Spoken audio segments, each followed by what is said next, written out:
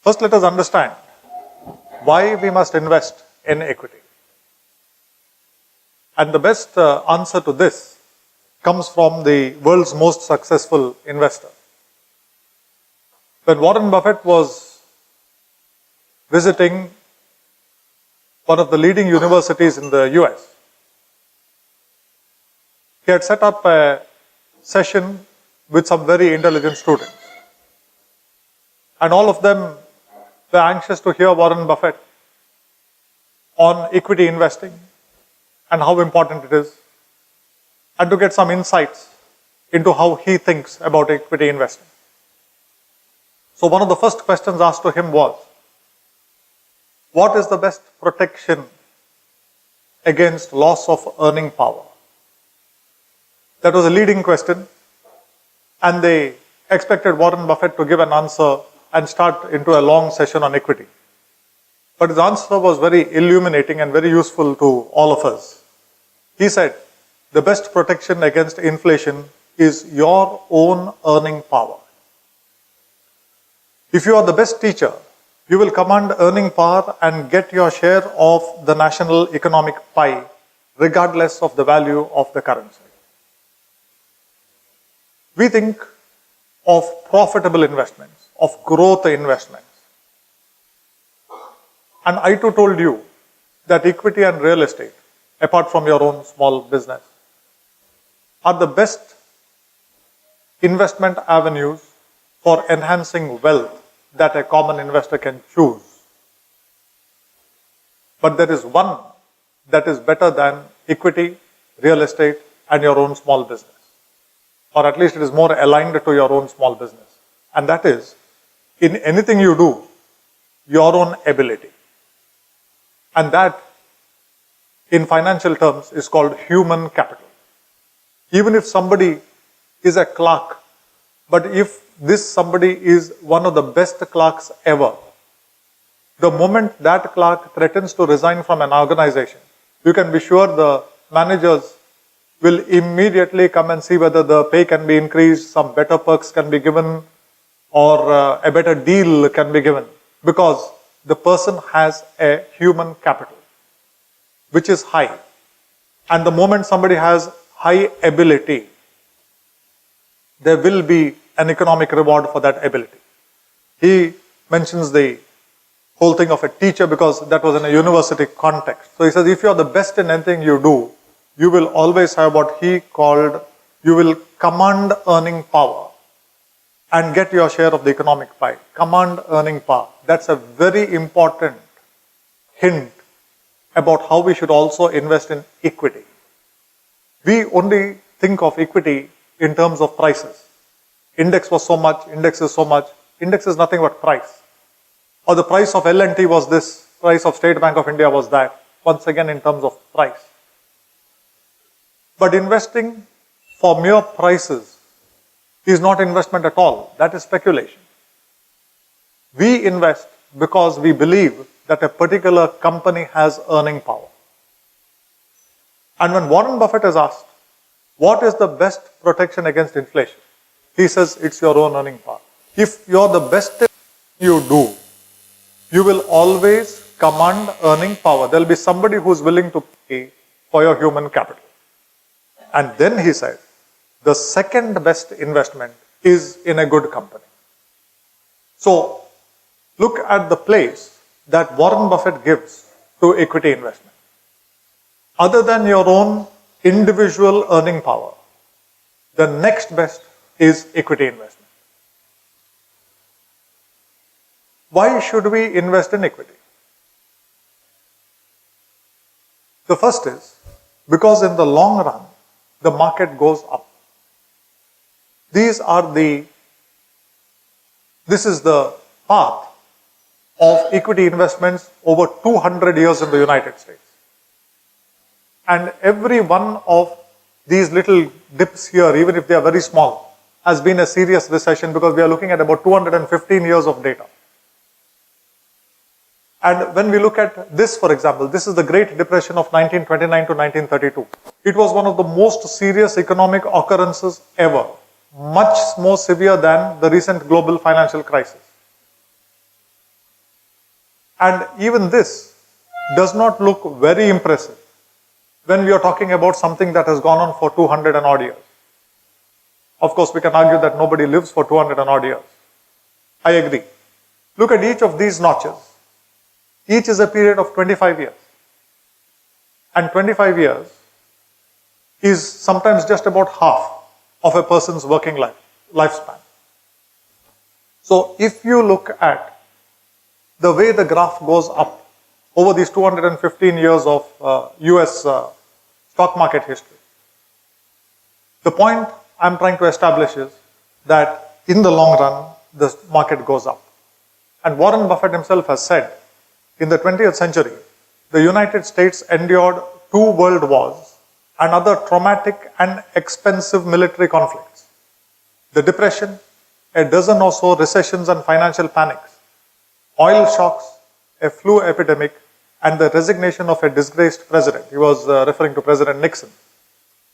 Yet the Dow rose from 66 to 11,497. All these kind of occurrences are part and parcel of economic history. They can have short-term effects on stock prices. In the long run, the market does go up. The second point is, the rate of growth of equity investments comfortably exceeds the rate of inflation. Of course, once again, in the long run. I've taken from the Government of India, CSO, Central Statistical Organization, a 30-year period, 1981 to 2011. I deliberately wanted to avoid this 2014-15 when we had a huge boom in the stock prices. The inflation rate was about 8.3%. In this 30 years, please note it was a little lower than the very long-term inflation rate in India, which has been about 9.5%. Gold gave you these kind of returns, roughly equal to inflation. Silver actually was higher than gold during that period. Bank fixed deposit averaged 9.17%. Public Provident Fund, we started at 12%, we are down to 8.6 or 8.7, but the average was 10.72.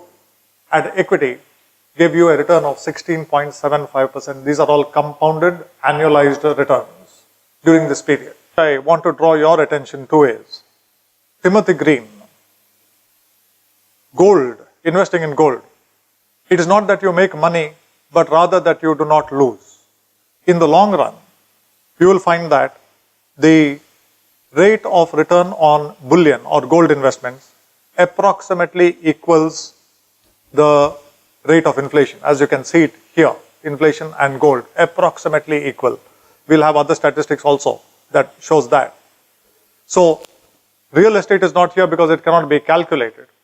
Real estate, each piece is different, but roughly it will be in this region. There's no doubt about that. It will be in this region. And once again, a 200 and this from 1802 to 2006, something like 204 years of US stock market history. You can see how in this long period of 2 centuries, the dotted line here is gold. The bold line here is the consumer price index. This is inflation.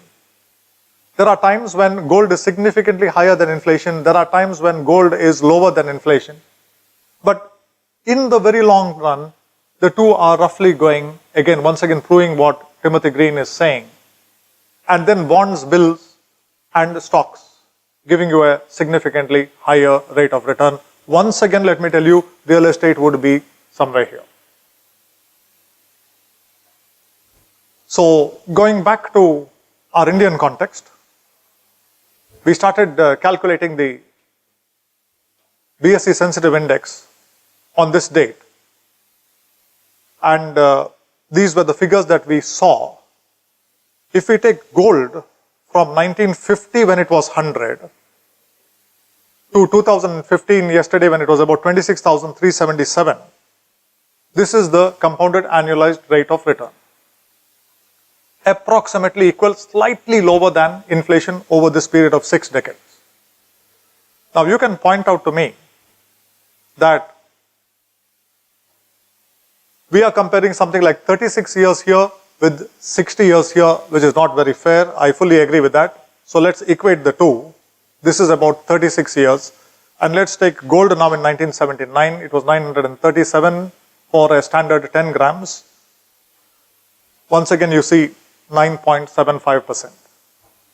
In this period, the rate of return on gold was slightly, maybe 0.25%, 0.5% higher than the rate of inflation. Once again, to conclude, for a normal investor, equity and real estate would be the two avenues of choice for wealth enhancement in the long run.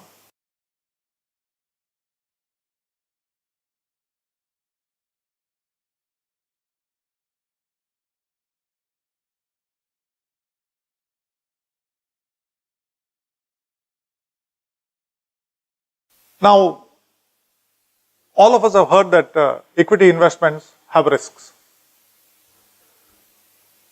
Academically, there has been much that has been published, from the capital asset pricing model to beta, to various theories, to standard deviations, volatility. There are very, very complex risk measures. Unfortunately, I don't believe in any of them. Risk is something that you are not aware of. As Warren Buffett says it, risk comes from not knowing what you are doing. That is risk. If we know that the stock market is jumping up and down, and we do not take steps to safeguard ourselves, that is not risk. That is stupidity. Risk and risk management are two different things. The main dangers, according to me, come from stockbrokers and equity researchers. Because the interests of stockbrokers are totally different from the interests of an investor. Similarly, the equity researchers and the stockbrokers have a very cozy relationship. Stockbrokers want to make an investor trade more and more in an avenue of investment where the less you trade, the better it is for you. Almost nobody will tell you this. And let us get some really good authorities to establish what I am saying.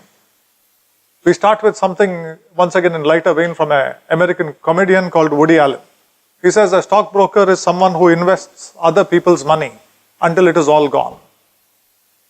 Burton Malkiel puts it correctly. The stockbroker's real job is not to make money for you, but to make money from you. In equity investment, there is only one strategy that works. This is a time-honored 100% foolproof strategy. What is that strategy? It's a simple strategy called buy and hold. Buy a good set of stocks, diversified set of stocks, hold for the long term, you'll get the returns. Like we have seen the Sensex. You can buy an index fund and hold for the long term. If you do that, the stockbroker fears that he will not get any money, because money is generated only when a trade takes place. You can't charge a client brokerage for not trading. At least they have not yet found a way to do that.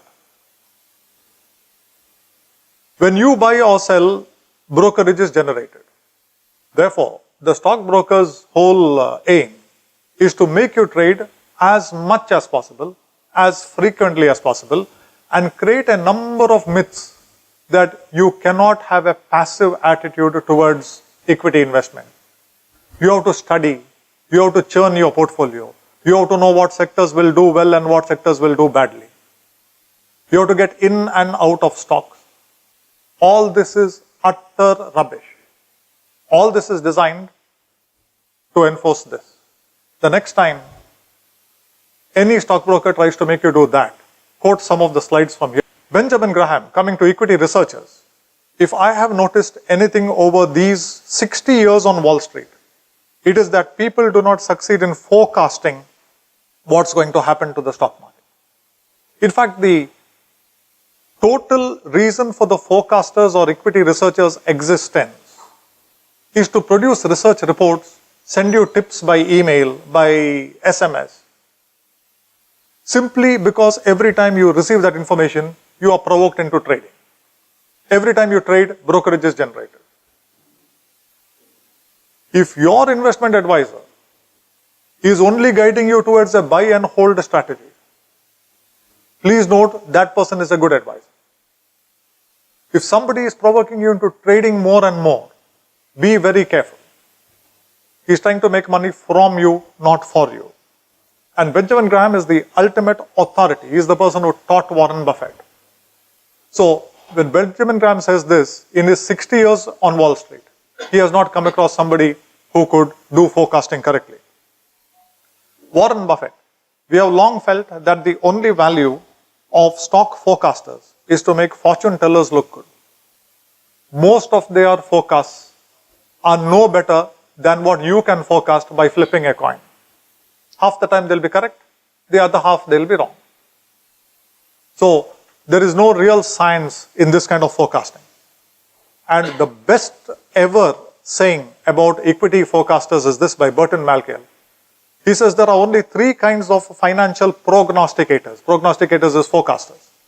Those who don't know, those who don't know they don't know, and those who know they don't know, but get paid big bucks to pretend they know. So if you go to the Bombay brokers' offices, they will take you to their ultra posh research department, where you'll have about half a dozen PhDs poring over research reports, computer screens, churning out reports. They have absolutely no value. And if you want a simple proof that they have no value, take a developed market like the United States. In any period of 10 years, you can quote me on this, it is there, enough literature is there on this. In any period of 10 years, 80% of the actively managed large cap mutual funds underperform the S&P 500 index. All these actively managed funds are managed by double PhDs from Harvard and other Ivy League universities. How come they are not able to beat the market? 80% of them underperform the S&P 500 index. That's why there is a huge shift towards passive index-based investing in the US. The shift has been from the last 2 decades, but it's getting more pronounced now. That alone proves a lot of things. So, the purpose of equity researchers is definitely not to help you invest more effectively. One or two authors have actually suggested something that I would agree with. They would say, read all the tips and research reports and then do the opposite. You'll probably have a better chance of making money in the stock market. So, this is what Burton Malkiel tells us. There is one brutal truth about equity investment.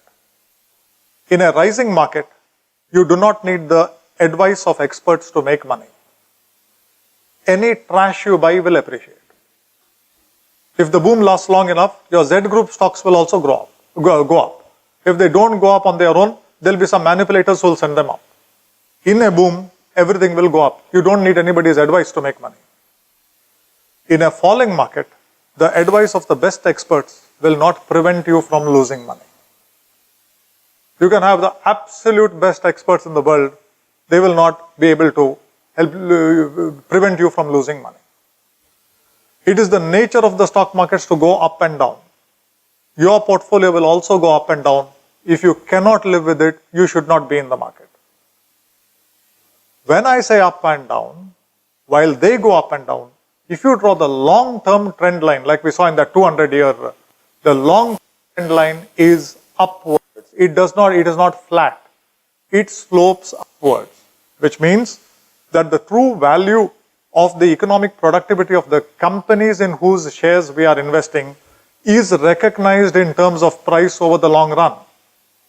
That is why, despite the various fluctuations that we have, in the long run, you will make money. If you take an investor who has been in the stock market for 30 years, and that investor has to sell at the worst possible time now, in 30 years, you'll still find this person has made 15% compounded. This is the most important truth about the stock market. That despite all its vagaries, despite all its fluctuations, in the long run, it will still give you the best return. But what happens, unfortunately, is this. Research reports, as Professor Jeremy Siegel, who has written an excellent book called Stocks for the Long Run, he says, stupidity, well packaged, can sound like wisdom. And this is what happens. Graphs, charts. In 1988, we wrote a paper, the latest edition of which I will distribute to you a little later, a simple paper on equity investing called A Guide to Equity Investment. Along the way, so many people have said, okay, good paper, but this is not the way to present it. You know how it is presented? White paper, black ink. That's all. No color, no models, no graphs, no charts, no jargon, nothing. Absolutely nothing. A simple paper giving you some of the points I made here, some additional points. I'll distribute it to all of you when the time comes a little later. One of the most boringly produced things. Now, when all these, management consultants, so to speak, keep telling me, no, this is no way to package and present this paper. My answer to them is very simple. I don't want to deal with anyone who falls for color. I want to deal with somebody who falls for content. So my focus is only on the content, and as long as I'm in charge of that paper, it will be produced black ink, white paper, very boring. Stupidity, well packaged, can sound like wisdom.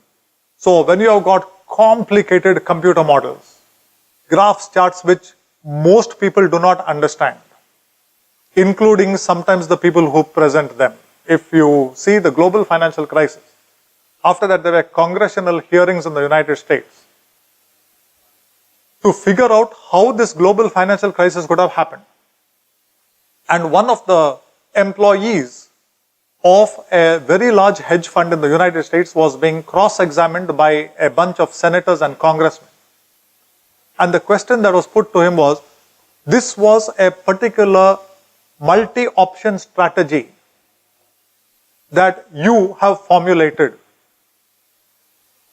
which went bust. Please explain to us what this strategy is. And his answer was very widely published. For a long time, he stared at his own strategy on the screen, and then he said, I do not know what it is. Stupidity, well packaged, can sound like wisdom.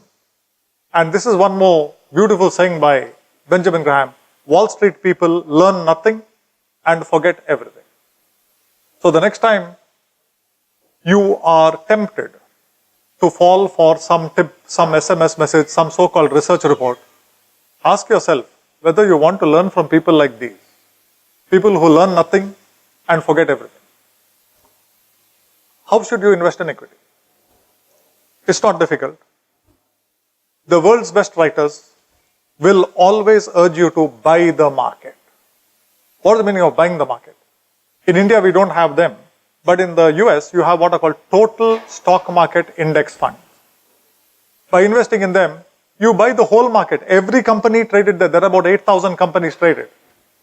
They track indices called the Russell 3000, the Wilshire 5000. These are all total stock market indices. It's very easy there. Here we do not have them.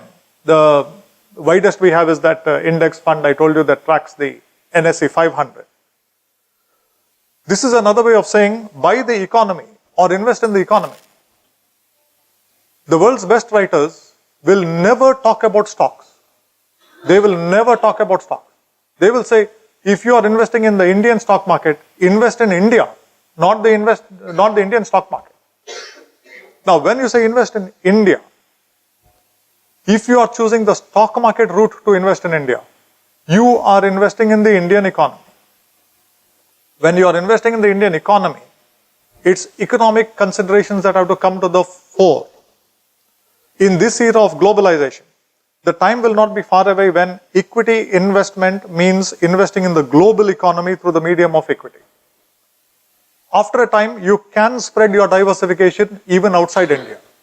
Therefore, when some people may talk to you about something called international diversification, that is using mutual funds or others, a little bit of investing even outside India, not a bad idea. The wider the diversification, the better it is. But predominantly, India is a large enough and diverse enough country to have very profitable equity investments right in this country. So let's understand this. When we are talking about the stock market investment, buying the market or investing in the economy is important. Therefore, investing in the stock market is investing in the economy of the country. No one can call himself or herself a stock market investor unless he or she invests in the economy of the country. Anyone doing anything else is a mere punter, a mere speculator. Now, if you want a one-slide course in equity investment, just one slide course in equity investment, it comes from this man called John Bogle, who is the world's foremost expert on mutual funds. He is the founder of Vanguard Mutual Fund and is the man who managed to package and market the low-cost, no-load index fund for retail investors. And he says this is probably the most important slide in equity. Successful investing is about owning businesses and reaping the huge rewards provided by the dividends and earnings growth of our nations and, for that matter, the world's corporations. Every word is important. You see how different this is from what a stockbroker will try to tell you. What is successful stock market investing? Successful investing is about owning businesses. This is a very important part. How many of us think that when we invest in a stock, we are to a very small extent owners of that stock, owners of that company? In fact, I forget which author it was, but somebody says you should never buy a stock unless you have one important attitude. What is that attitude? Supposing you are buying shares of L&T, Larsen & Toubro. You are going to put 1 lakh rupees in stocks of Larsen & Toubro. Now, Larsen & Toubro has a certain share capital. Total number of shares, so many lakh or crore shares into present market price. So you'll get an astronomical figure of thousands or tens of thousands of crores. Suppose you had the 50,000 or 1 lakh crores required to buy all stocks of L&T and all shareholders of L&T were willing to sell their stocks to you. Assuming you had the money and could buy the entire company. If you had the money, you would have bought that company. Only if you have got that attitude, you must buy some stocks of L&T. Because I do not have that money, because my resources are just 1 lakh rupees, and I'm sinking this 1 lakh rupees into L&T, I'm investing only 1 lakh rupees. But you should never buy L&T if, had you that astronomical figure, you would say, no, I would not buy L&T. Then there is no point in it. It is successful is about owning businesses. It's not about dumping money.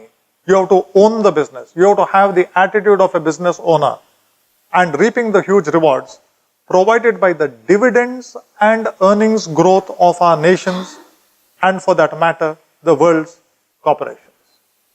I do not know if some of you notice one very strange thing here. Reaping the huge rewards provided by the dividends and earnings growth. Do we ever bother about dividends? 500 rupees, 300 rupees, some checks keep on coming or some credits to our bank account. We treat that as common, coffee money and just dump it. But John Bogle is putting dividends before earnings growth. Earnings growth is what ultimately propels the share prices. Why is he putting dividends first? The importance of dividends, ignoring the importance of dividends is one of the most serious mistakes that an investor can make. We'll come to that a little later. What John Bogle says is, if you want to be a successful investor in the stock market, the stocks you own, you should consider that I'm the owner of those companies. I'm in the business just like an owner. Owner wants profit. Owner wants to withdraw some profit to meet expenses and other things. That's your dividend. Rest of the profits are added back, plowed back, as we say. The same attitude as a business owner, if you have towards your equity portfolio, you will be a successful investor. And in the concluding part, he says, start with your nation's economy. You can also diversify outside. Over a period of time, this whole globalization concept, it would be even better. I want to dispel another myth before going forward. And that's the myth of stockbrokers and equity researchers that unless you have got enormous brain power, unless you have got plenty of time to sit and study, monitor your portfolio, make the necessary changes from time to time, you will not be successful. Let us see whether this stands up to scrutiny. This is what they try to tell you.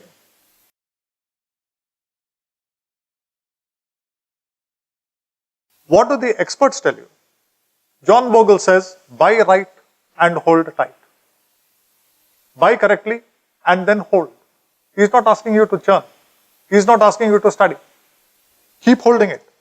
Warren Buffett, inactivity strikes us as intelligent behavior, not activity. Inactivity strikes us as intelligent behavior. Lethargy bordering on sloth. Lethargy is extreme indolence, extreme laziness. Bordering on sloth remains the cornerstone of our investing strategy. Doing nothing remains the cornerstone of our investment strategy.